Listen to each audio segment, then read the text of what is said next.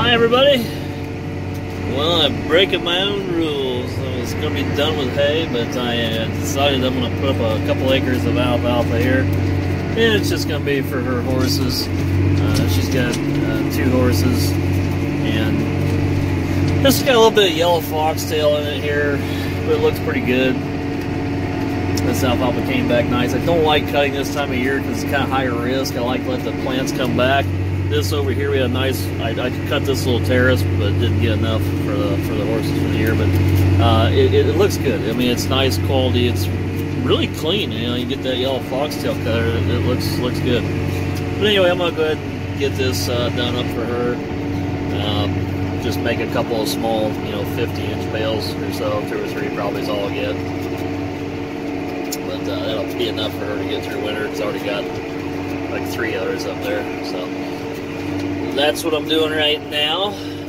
In other things that have been going on, I did a video yesterday, but sometimes I just don't like how the videos come out for the day, so I don't always post them. But other things going on. This tractor's decided this hydraulic switch just went bad. Yippee! To order one of these, tear the whole console apart, put that in. Still works, but it won't detent. But this is going to go on the Wagons soon. And speaking of wagons, that's one of the things that have been going on. I talked about the wagons in a video I did the other day as to why we have them, what I did. I don't have much money in them. The best wagon out of the whole group is the Parker 5500 wagon. It's a very clean wagon, very good shape. As far as the others, they're okay, they'll work. But if I could get a Brent, that's what I'm thinking of doing. I found a leftover inventory 644. It's real decked out, and I would probably go buy a new 657 Q. Put the 657 Q in the front and that new leftover inventory 644 in the rear. I'd save some money over going to 2 new wagons, and I would have a 1300 bushel, which, again, if you don't understand what I'm talking about, go back and watch that video I did of the wagons the other day. But I'd have a 1300 bushel pair. And they're actually made to pull each other. The Brent has a tube that goes from the front to the rear. So when you pull off your drawbar, it actually follows the drawbar of the tractor, pulls all the way through the axles, comes out the rear of the other wagon. So you can go from tractor drawbar to the drawbar that's pulling the other wagon. And your draft is through one piece of steel. Smart design. This Parker I have, not a smart design. And I'm going to go ahead and pause this video here, and I'm going to throw in another clip I shot here this afternoon of what we're doing and why. And we're going to get it put together because we probably need to be using it right away and just hope for the best. I am sick of it. I could spend hours and days working on that Parker, but you got labor costs. And you have other things such as the fact you need to go to the field with it. I'm just not gonna do it. We're gonna get it put together, hope for the best. So look for that clip here next, and I'll get back to this video. Okay, we've removed the rear hitch, and there's that big tube that goes down through the center. That's pretty heavy stuff. It's 3/8 wall, but underneath here we're running into some real issues with attachment points. And by the way, I had to fix a crack in that cross member is really broke. Well, we're running into some issues with attachment points because this pipe we bought we're adding in here, it's got to rotate, and there's this wagon's kind of like an accordion. It just slacks and jerks back and forth. So we're having to beef this thing up to handle pulling the other wagon. I'll maybe try to explain more of this in a video coming up. And if you haven't been watching, you can see how that Brent basically attaches a 4x4, 4x4 pipe way up there, goes out the rear, and they have a pivoting rear axle joint. I just don't think this wagon's worth doing all that to it. We're beefing up that pull area there on that new pipe we added, and we got a rear hitch, which I'll take over. And here's the hit drawbar we're building. It's going to be a little longer. Gary's got it all cut down nice, and we're going to split this DOM tubing and put it on here and slide it up in there a ways, and we'll plunge weld it, and we're going to put braces on it and call it good.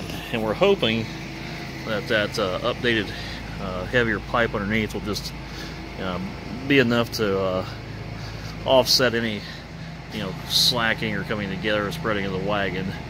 And it's not going to be a foolproof plan. We got new bolts and everything in there as well, tighten everything up, but I didn't going to break. I just think it's going to cause premature wear having the other wagon in tow, which is probably going to be over 45,000 pounds.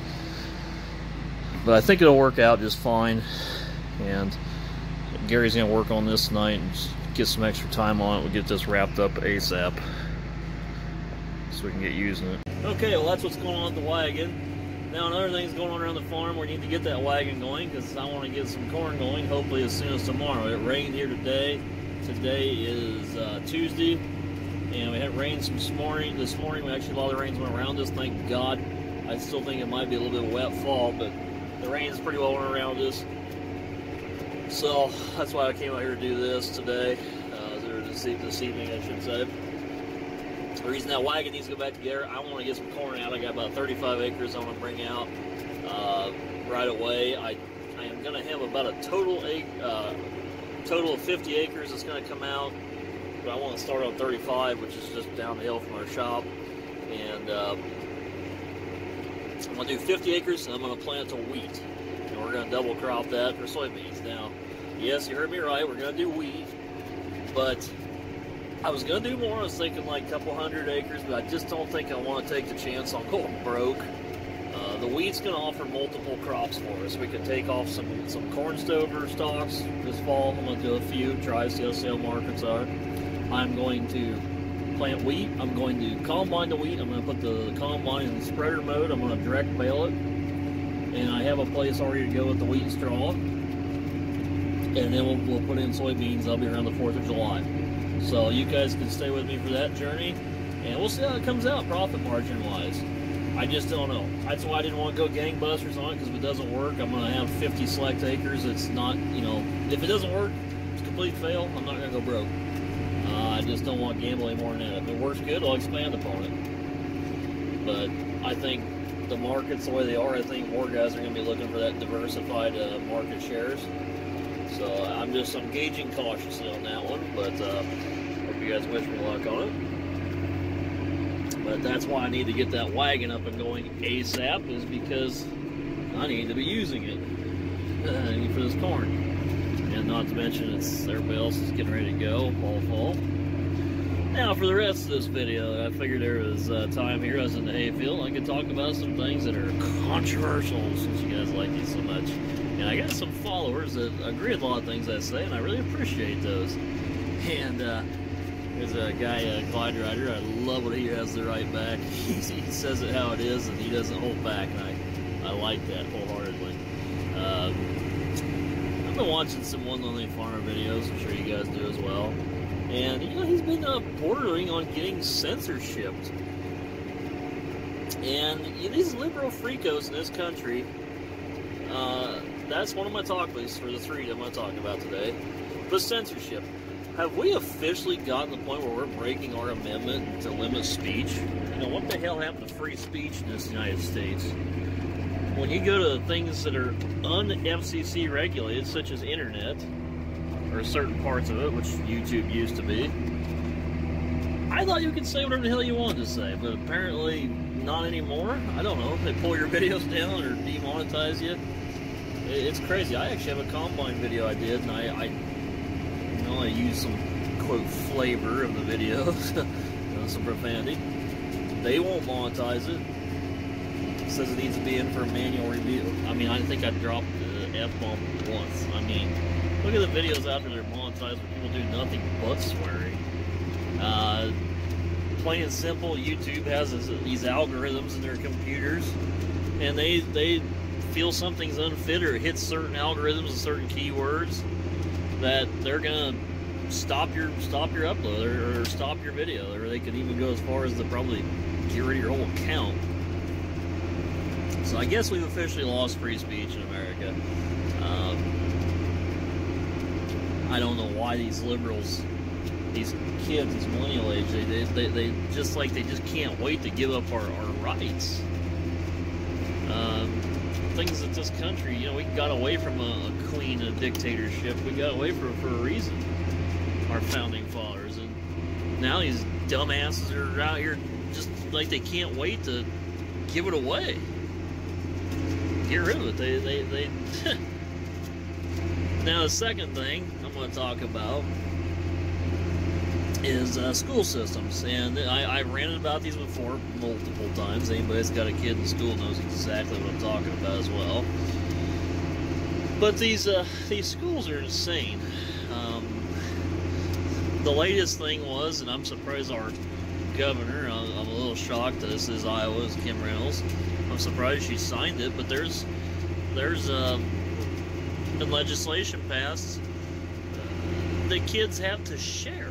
They have to share their colors. So this lady wrote in on this mommy chat deal that Callie's part of. Like, this lady went out and bought her kid these paper and these pencils and all this stuff is school, quote, school supplies that had to be purchased, you know, under the, quote, handbook of the... So they tell you, okay, you gotta go out and buy you some crowns, gotta go out and buy you some pencils, paper. But when you take it to school, your kid has to throw it all in a bucket in the front of the classroom and share. Well, I don't know what you guys think the definition of sharing is, but I personally think it's voluntary. So how the hell is it voluntary when a teacher says you will put that stuff in a bucket up in the front of the class? So I guess if a kid were to protest, he officially could go as far as to get thrown out of school because he's not complying with the school's, quote, handbook. And if they throw you out of school, how the hell does that go hand in hand with the state law that says your child, a certain age group, will have to attend school? So I guess then you have to go get them high school through the mail? I don't know. It's insanity to me. Sharing. I mean, buy your own freaking colors. Buy your own markers. They're for your kid. They're not for the rest of the class. You know what's going to happen? This is like communism. It's a system that collapses.